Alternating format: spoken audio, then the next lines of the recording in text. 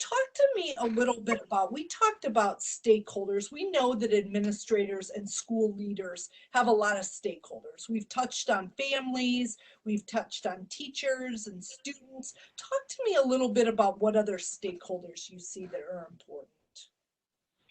I think one of the pieces that, as we look at stakeholders, you've mentioned students and families and parents, but I also think community members are another stakeholder. Never before have we seen mass closures of schools globally, but there's still the expectation of learning, right? And so when our state a couple weeks ago shut down through the end of April 30th, I saw some of our community leaders who, were saying, so what does this mean for our students in learning, and how are they going to ensure that they're having success in school, and how are they going to be prepared for next year, right? These community members who are rightfully concerned want to know those things. And so we have to be prepared to answer those questions. And, I've seen superintendents who are doing 3 to 4 minute video snippets twice a week that are reaching out to communities and saying, this is where we're at, here's what we're doing today, and here's how we're helping to support our students for tomorrow. And so when we think about our stakeholder engagement, it's not just the parents and students, but it's the larger community who, yes, their absolutely number one concern is the health and well-being of everyone, but they're also worried about the future. And part of that is including the education and learning of our future citizens.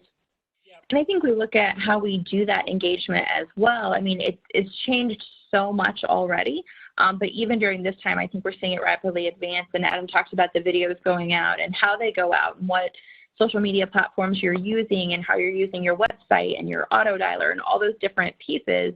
I think this is a time where you have to kind of look at everything and all the tools you kind of have in your toolbox to reach out to others. And I think I think as we look at those pieces too around this idea for engagement, there's not any reason why a school leader could say to a community member, hey, let's show you what this looks like in a remote learning environment, right? The number one reason they question is because they don't understand it and they don't see it.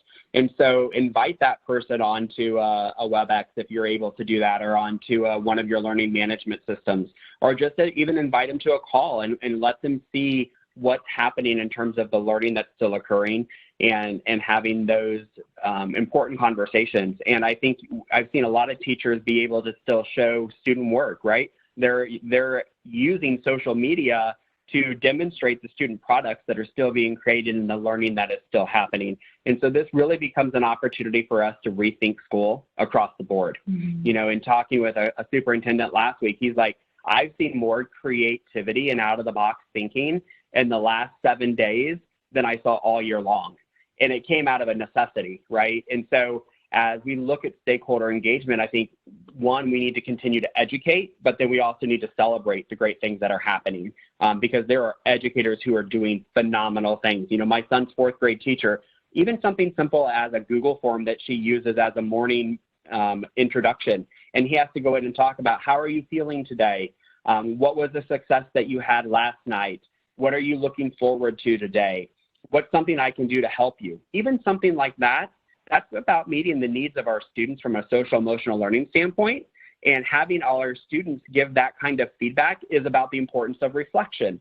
And we know right now that that is so critical for kids to succeed. So finding those little nuggets, and as administrators and as leaders sharing out, look what, Mrs. Hacker is doing in our 4th grade classroom today, or watch this Zoom thing that just happened in Mrs. So-and-so science class.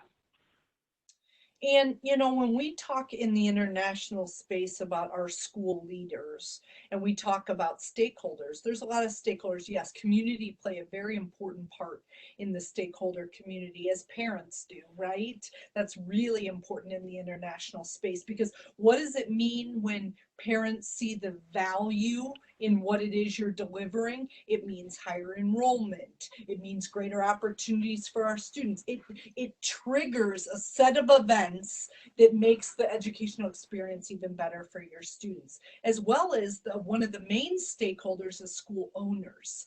So our school administrators are often stuck in this place where they're working to show the value of what their school and what they contribute to the school owners. So I think it's an important conversation in leadership that we have to understand that we manage up and down at the same time. And that's really the art of being a leader, isn't it?